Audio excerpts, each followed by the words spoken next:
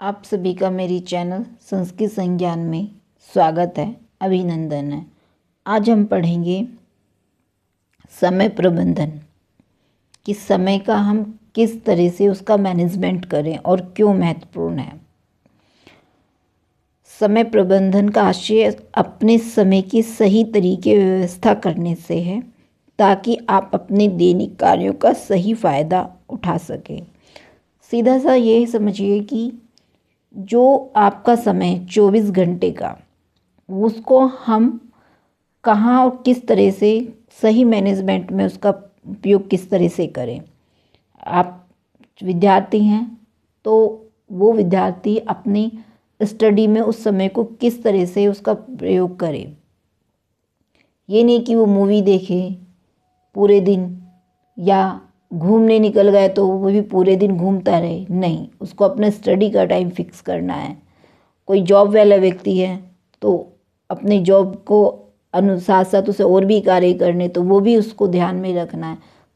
और फिर उसको कुछ दैनिक कार्य हैं, दैनिक, तो वो भी उसको समय पर पूरे करने हैं। तो ये जो इतने सारी चीज़ें हैं, इन सभी में अपने आप में समय की महत्वपूर्ण और अहम भूमिका होती है। और जो व्यक्ति समय प्रबंधन कर लेता है वो जीवन में निश्चित रूप से सफल होता है।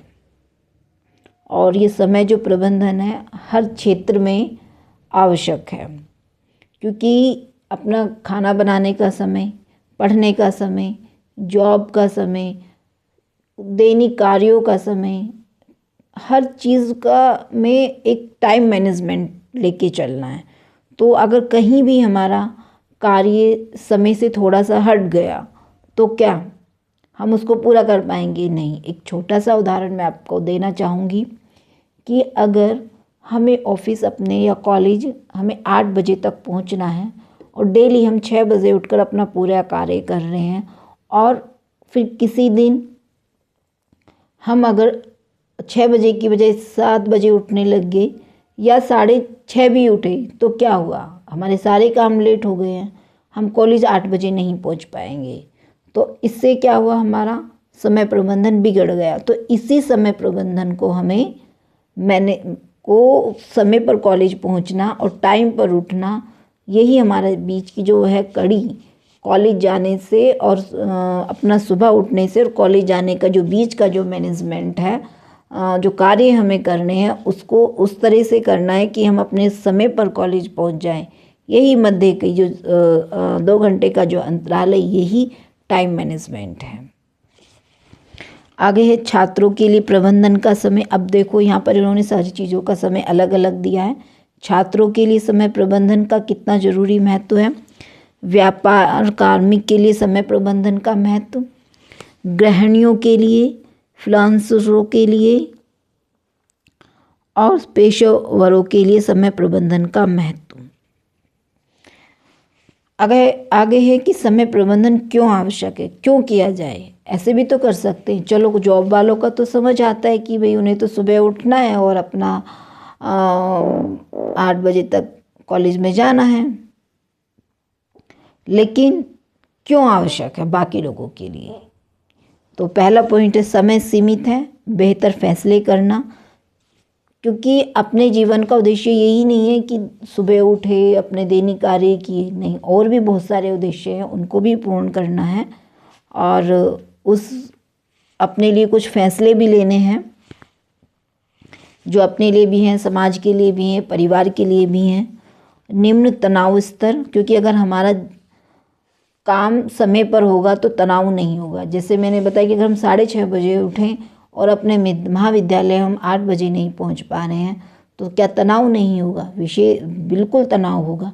उस तनाव को दूर करने के लिए हमें अपना 6 बजे उठना जरूरी है, तभी हम 8 बजे महाविद्यालय पहुंच पाएंगे। देन अच्छी उत्पादकता।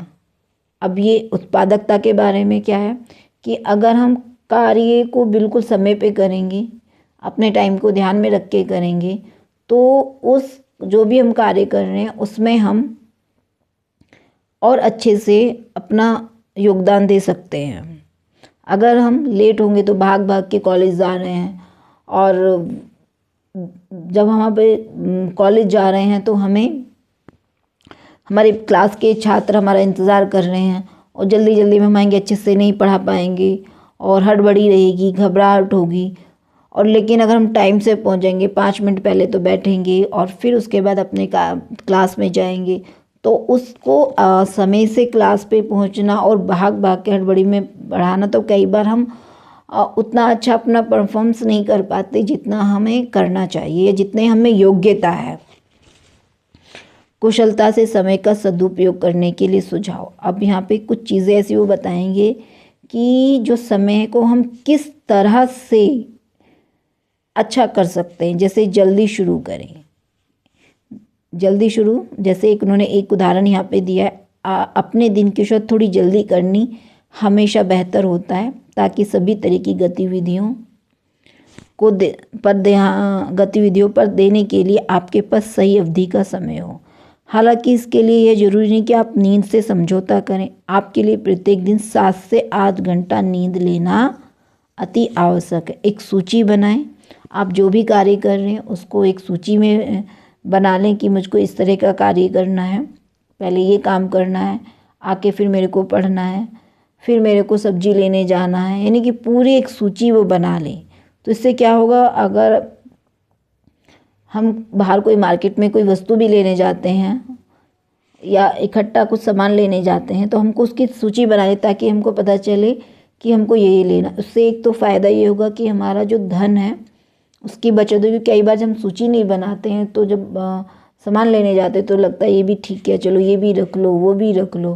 तो इससे क्या हुआ, समय की भी बर्बादी हुई, धन की भी, क्योंकि हमको उसकी उतनी आवश्यकता नहीं है। लेकिन घर से सूची बना के ले जाएंगे तो हमारी ऊर्जा भी बचेगी, समय भी बचेगा और धन भी बचेगा। ठीक है। अपने कार्य के लिए समय निर्धारित करें। आपको कौन सा कार्य किस समय करना है, ये विशेष रूप से आपको ध्यान रखना है। जैसे मेरा मानना ये है कि अगर आपको अध्ययन करना है तो उसके लिए समय निर्धारण, ये नहीं कि उठा के किसी भी टाइम पढ़ लिए। उठा के पढ़ लो, वो अच्छी बात है किसी भी टाइम, लेकिन एक समय ऐसा भी होना चाहिए कि हाँ 7 से 8 के बीच मेरे को अध्ययन करना है।